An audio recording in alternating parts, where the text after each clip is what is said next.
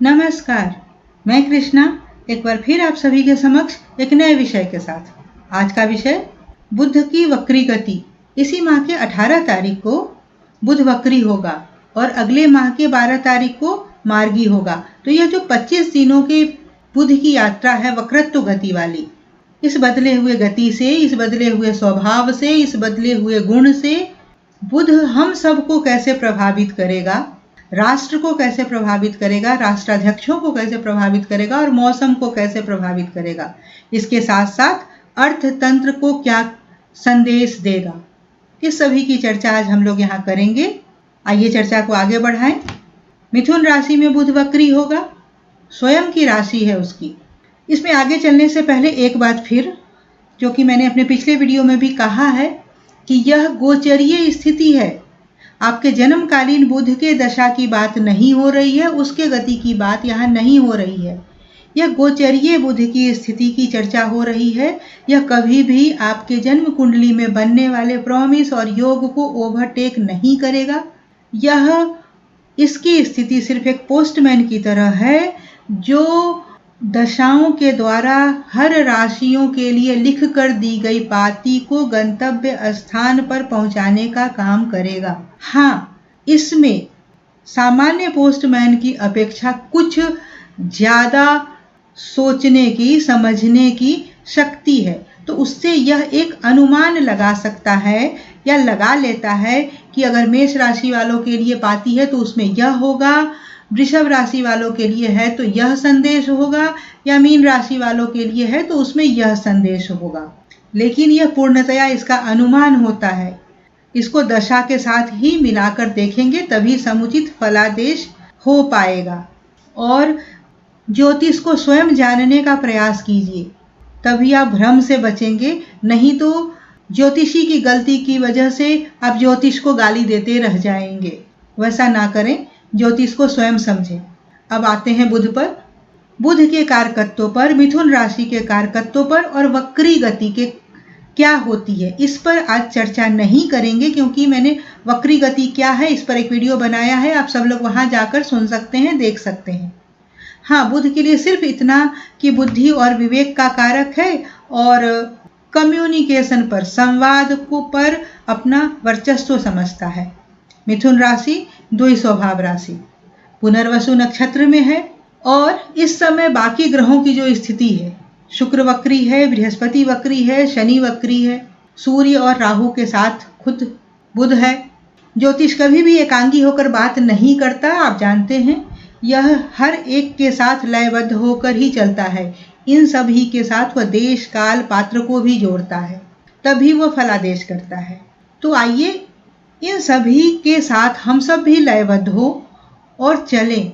18 जून से 12 जुलाई के बीच में कुछ खास दिन, जिन्हें कि हम हॉट स्पॉट्स बोलेंगे, उसकी चर्चा राष्ट्र, राष्ट्राध्यक्ष और खासकर मकर राशि और वृश्चिक राशि के संदर्भ में करेंगे।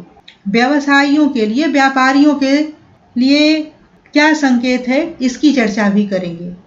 मौसम की चर्चा नहीं करेंगे क्योंकि मौसम को लेकर मैंने अपने पहले वीडियो में सिर्फ यही माह नहीं बल्कि यह पूरा साल कैसा जाएगा, उसमें कौन कौन से दिन हैं, किस देश में कैसा मौसम होगा, देश के किस हिस्से में कैसा मौसम होगा, इसकी विस्तार से चर्चा की है। तो आज उसको छोड़कर बाकी की चीजों पर अपना ध्यान केंद्रित रखेंगे। 18 से 25 जून को पहले हम लोग राष्ट्र और राष्ट्राध्यक्षों को लेकर देख लेते हैं। भारत और चीन के बीच की जो तनातनी है कुछ दिनों से, उसे हम लोग देख रहे हैं। भारत के द्वारा विवेकपूर्ण नीति अपनाए जाने के बावजूद चीन अपनी छल नीति, अपनी छद्म नीति से बाज नहीं आएगा। तो इस समय अवधि में उसकी गतिविधियों पर विशेष रूप से ध्यान रखे जाने की जरूरत है। उसकी तरफ से नए उपद्रव किए जा सकते हैं। संचार के साधनों का दुरुपयोग किया जा सकता है। उसकी वजह से दुर्घटनाएं हो सकती हैं। भारत और चीन के अलावा Japan, Germany, Indonesia, Greece, UK और रूस, यहाँ के राष्ट्राध्यक्षों के स्वास्थ्य को लेकर एक अच्छा संकेत नहीं है। विकासशील देश विश्व के वरीयता क्रम में जो अपने निर्धारित संख्या पर काफी समय से थे, उनके उस संख्या उस क्रम में परिवर्तन का जो संकेत कुछ समय पहले से मिलता आ रहा है, उसमें उस संकेत को यह समय फिर से बल देता है। अर्थात विश्व के वरीयता क्रम में बहुत बड़े बदलाव की, बहुत फेरबदल का संकेत है। भारत को इस अवसर को सुअवसर में बदलने का बहुत ही अच्छा एक संकेत है। 23 जून को वित्त मंत्रालय में बहुत बड़े फेरबदल को लेकर भूमिका तैयार किए जाने की स्थिति का संकेत है। वित्तीय नीतियों में नई वित्तीय नीतियां निर्धारित की जा सकती है। वित्तीय संस्थानों में वित्त मंत्रालय को लेकर नए आयाम गढ़े जा सकते हैं। समुचित डाटा के अभाव में पूर्ण विश्लेषण करना संभव नहीं हो पाता है, लेकिन एक संकेत क्या वित्त मंत्री को बदला जा सकेगा। इस दिन कुछ वैसी भूमिका बनेगी क्या। और द्वि स्वभाव राशि है मिथुन राशि, कम्युनिकेशन का कारकत्व लेकर बुध बैठा है, तो क्या ministry of transport, ministry of railway, इन मंत्रालयों में भी बड़े फेरबदल की उम्मीद की जाए। एक्सीडेंट इन मोशन, चलती हुई अवस्था में दुर्घटना का योग बना रहा है। तो यह तो हुआ राष्ट्राध्यक्षों देश के लिए कुछ संकेत। अब आए मकर और वृश्चिक राशि वालों के लिए क्या संकेत है। 19 जून भावनात्मक रूप से बहुत ही असुरक्षित महसूस करेंगे। अपनी दशा को देखें, अगर वह भी कमजोर है तो इस दिन शांत रहें, किसी तरह का रिएक्शन देने से बचें, कोई भी प्रतिक्रिया देने से बचें।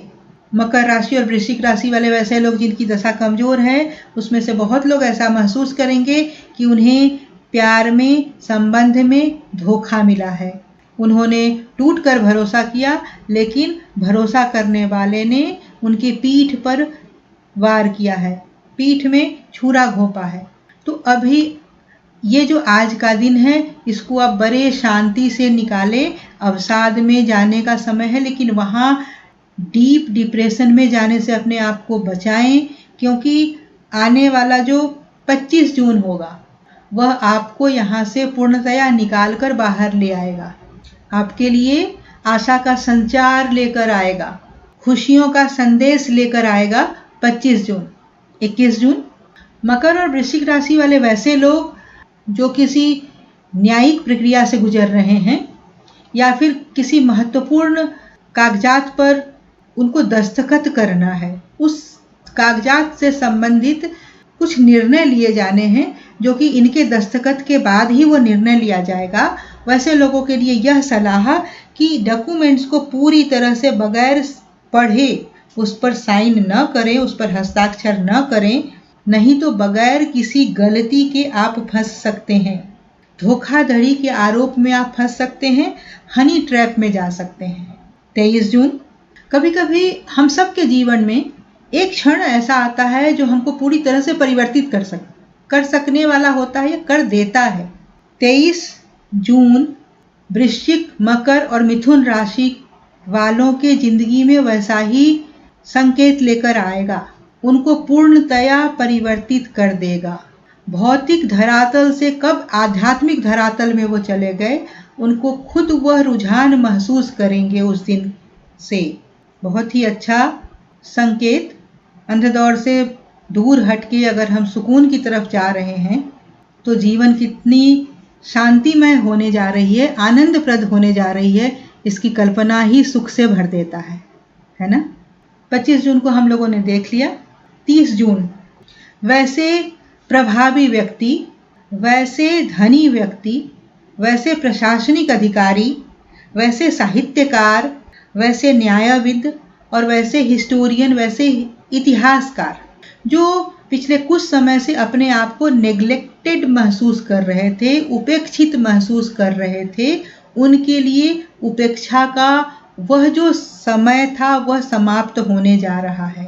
यह दिन उनके लिए आशा की नई किरण बनकर आ रही है, उनके लिए रे ऑफ होप का दिन है यह। व्यापारियों के लिए हमने पीछे देखा कि वह किस विकट परिस्थिति से इस संक्रमण काल में गुजरे हैं, तो उनके लिए 12 जुलाई यह जो दिन है व्यापारियों का दिन है। उनके लिए चक्र पॉजिटिवली सकारात्मक दिशा में घूमनी शुरू हो जाएगी। संक्रमण काल नहीं खत्म होगा, महामारी अभी हम लोगों के साथ साथ कुछ समय तक चलेगी, जिसकी चर्चा हम लोग पहले वीडियो में मैंने किया है। लेकिन हाँ, एक जो चीजें थम सी गई थी उसमें स्पंदन शुरू होगा। बहुत ही अच्छा संकेत है यह बुध की बदली हुई गति का। बुध जब वक्रत्व से बाहर आएगा उस समय की यह कुंडली है। यह जो 25 दिनों का समय यह वैसा ही है, खीरे के समान है। जब काटो मुख पर करवा होता है, लेकिन खाओ तो वह करवापन नहीं रहता है। तो यही शुरुआती करवापन है राष्ट्र के लिए, राष्ट्राध्यक्षों के लिए, मौसम के लिए, वित्तीय संस्थानों के लिए। लेकिन इसके साथ साथ थोड़ा मकर राशि, वृश्चिक राशि वालों के लिए भी ध्यान रखने का है। लेकिन जो यह जाते जाते उन सब की झोली को खुशी से भर जाएगा। तो इस खुशी को एंजॉय करें, रे ऑफ होप को एंजॉय करें, लाइफ को एंजॉय करें। आज की चर्चा यहीं तक। अगली चर्चा में हम कुछ और विषयों के साथ आएंगे और ज्योतिष के माध्यम से, शास्त्र के माध्यम से समझने का प्रयास करेंगे और आप सबके साथ संवाद करेंगे। नमस्ते।